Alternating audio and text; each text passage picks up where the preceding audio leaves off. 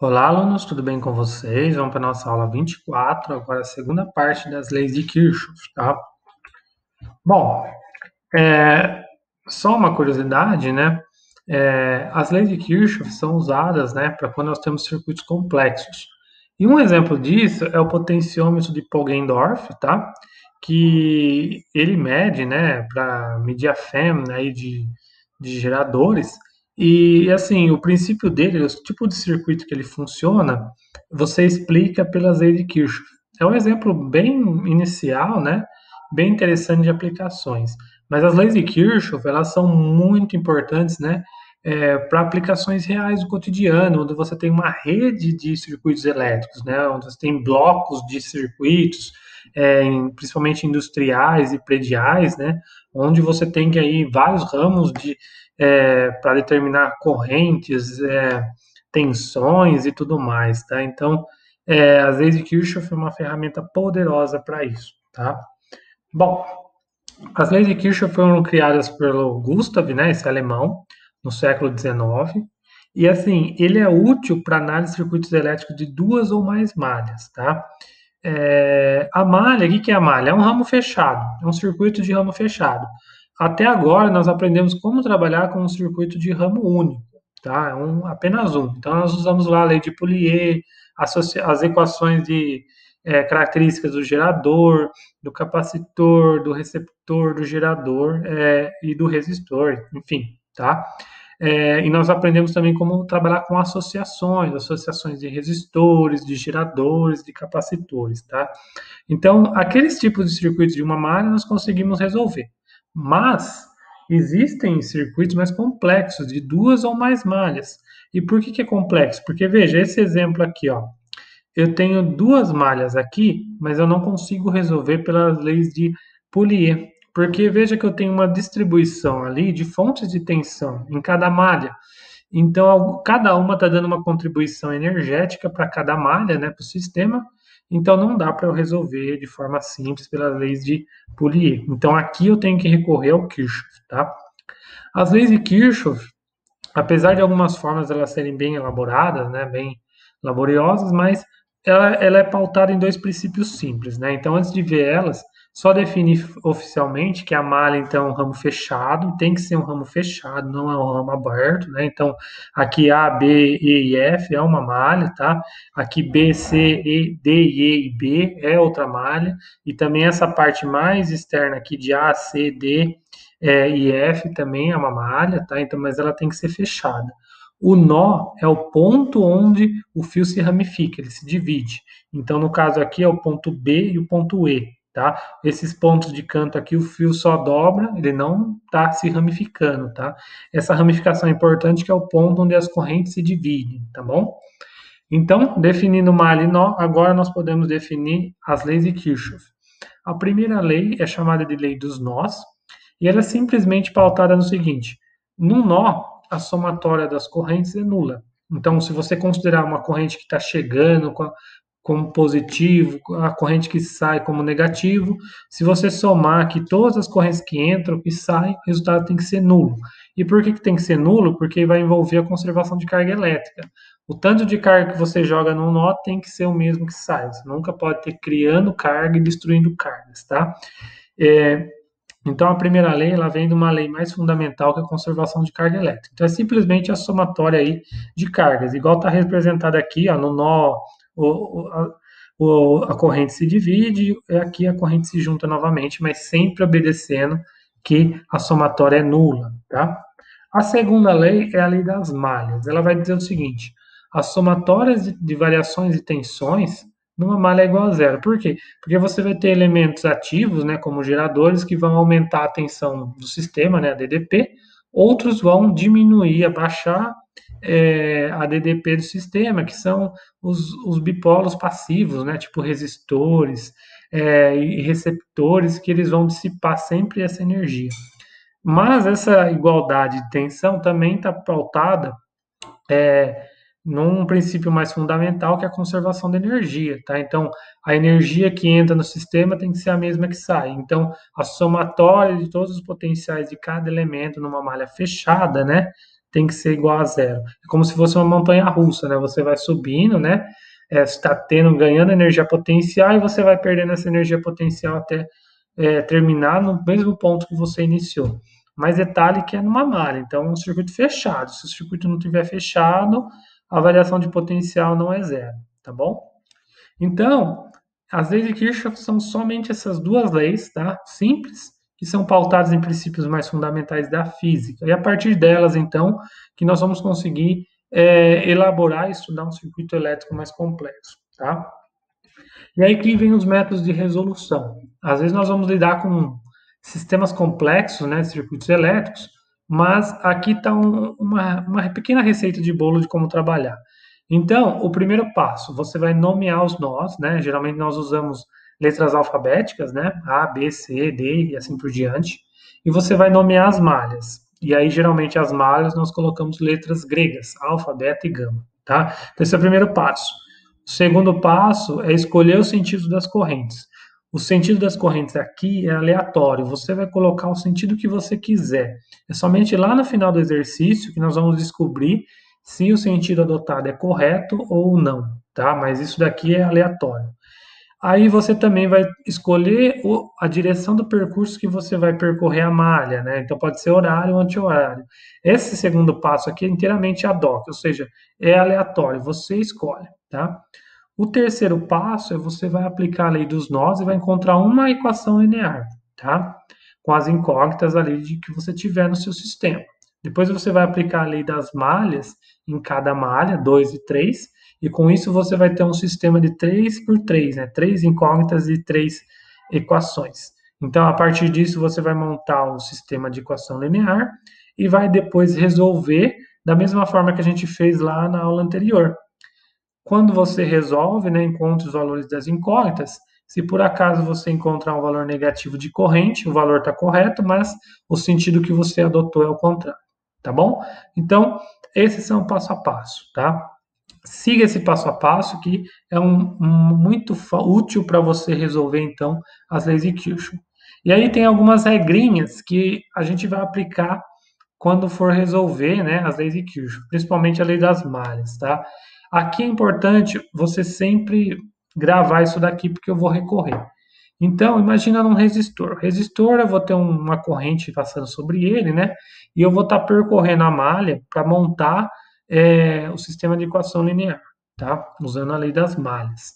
Então, se eu estiver percorrendo com a mesma direção da corrente no resistor, a queda de tensão vai ser dada por menos R vezes I, tá? Isso no caso de mesma direção. Se eu estiver percorrendo uma direção contrária, então a queda de tensão é mais R vezes I, tá? Então, cuidado aqui com as regrinhas de sinais. Se eu tiver num gerador, lembra que a corrente nele sai do polo positivo, né? Se eu tiver na mesma direção de percurso, então a diferença de potencial vai ser mais Fem. Veja aqui que não tem corrente aqui, é somente Fem, tá?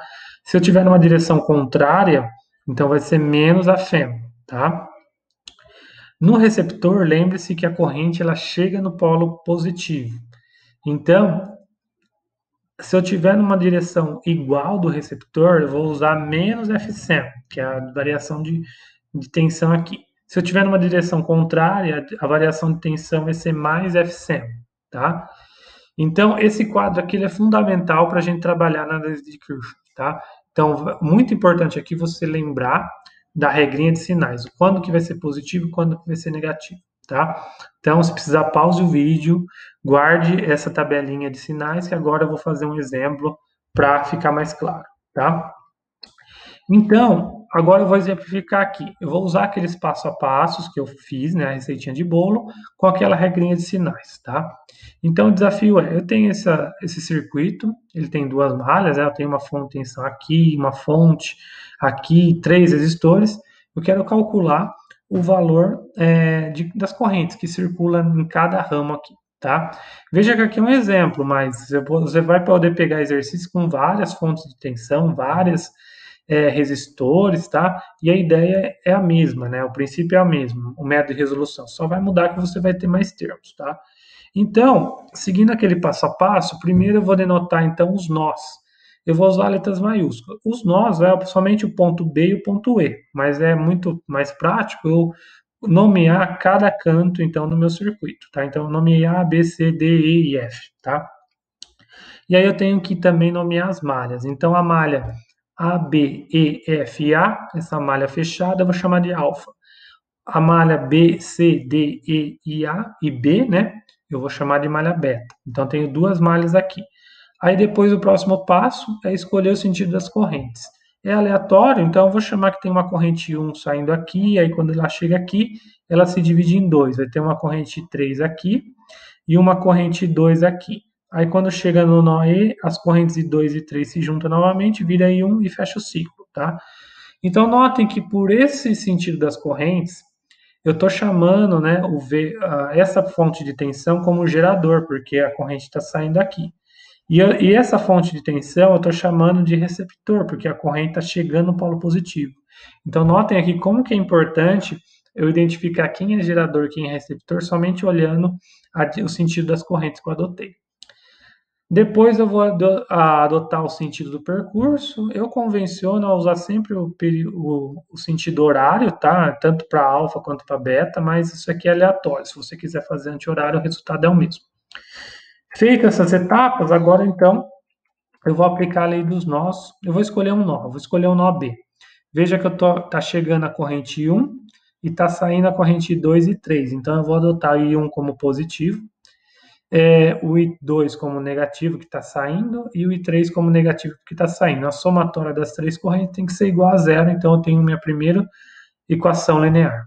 Aí eu vou aplicar a lei das malhas. Então eu vou sair do ponto A e vou percorrer a malha até chegar no ponto A. Cuidado aqui, que agora eu vou usar a regrinha de sinais, tá? Então eu vou percorrendo a malha aqui, de A a B não tem nada. De BE eu tenho um resistor, eu estou descendo, né? E ele estou no mesmo sentido da corrente. Então a queda de tensão aqui é menos R vezes I. O R vale 4 ohms, então vai entrar na minha equação menos 4 vezes I2, que é a corrente que está passando nele, tá? Aí eu vou de E para F, não tem nada, vou subindo, eu tenho outro resistor, então eu estou a favor da corrente, então a queda de tensão também vai ser menos R vezes I. O valor de R é 1, então vai ser menos 1 vezes I1, tá? Aí eu chego no gerador, eu estou a favor da corrente dele, então é mais FEM, então é mais 20. Como eu fechei a malha, isso aqui é igual a zero, então eu tenho meu segundo sistema de equação, tá? Fazendo o mesmo agora para a malha beta, então eu tenho outro resistor aqui, eu estou no mesmo sentido da corrente, então vai ser menos I3, né? A resistência vale 1, então vai ser menos I3. Agora eu estou num receptor, no mesmo sentido da corrente nele, então vai ser menos FSEM, então vai ser menos 7, tá? Aí eu chego no ponto E, não tem nada e vou subindo. Agora note que quando eu subo, eu estou ao contrário da corrente no resistor. Então a queda de tensão vai ser mais R vezes I. Então vai ser mais 4 vezes a corrente dele, que é I2. Cuidado que não é I3, tá? A corrente que passa em R2 é I2. Então vai ficar mais I2. Quando eu fecho a malha, é igual a zero. Então agora eu tenho três equações com três incógnitas. Agora eu vou juntar isso num sistema. Para resolver isso, agora eu vou usar. Isso aqui agora é matemática. Agora eu vou usar o que a gente aprendeu na aula anterior. Então eu vou isolar uma variável, vou isolar o I1 aqui. Então eu vou isolar o I1 vai valer I2 mais I3, né? Porque eu joguei tudo para o outro lado. Aí você nota que a equação 3 não tem I1, mas a equação 2 tem. Então eu vou substituir o I1 aqui na equação 2. Então eu vou ter uma coisa desse jeito aqui, ó, isolando, né, o I1. E aí então eu vou reduzir um sistema de 3 por 3 para um sistema de 2 por 2. Então eu vou ter 5 e 2 mais e 3 igual a 20, 4 e 2 menos e 3 igual a 7. E agora, então, depois de fazer substituição, agora eu vou fazer a adição, que é somar.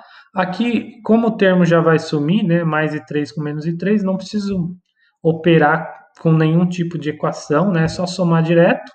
Então eu vou ter que o 9 e 2, né, 5 mais 4 é 9 e 2, esse termo some, igual a 27. Então, o I2 vai valer 3 amperes. Encontrando o I2, eu volto em alguma dessas duas equações, substituo, e eu vou encontrar, então, escolher a equação 1 aqui, né? Eu vou encontrar que o I3 vale 5 amperes, tá? O I2 vale 3 e 3 vale 5 amperes. E aí o I1 é só somar os dois que vai valer 8 amperes, tá? Encontrei os valores das três correntes, 3 amperes, 5 e 8. Nenhum deles é negativo, quer dizer que o sentido que eu adotei é correto. Se fosse algum número negativo, o valor está correto, só quer dizer que o sentido que eu adotei é o contrário. Mas deu tudo positivo, então está tudo certo, tá bom? Pessoal, então é isso, tá? Esse é um exemplo bem básico de como usar as leis de Kirchhoff. Você usa aquela receitinha de bolo que eu dei, com as regrinhas sinais, e com o modo de você resolver equações lineares, você consegue resolver qualquer circuito usando as leis de Kirchhoff, tá bom? Então, agora é praticar. Boa sorte.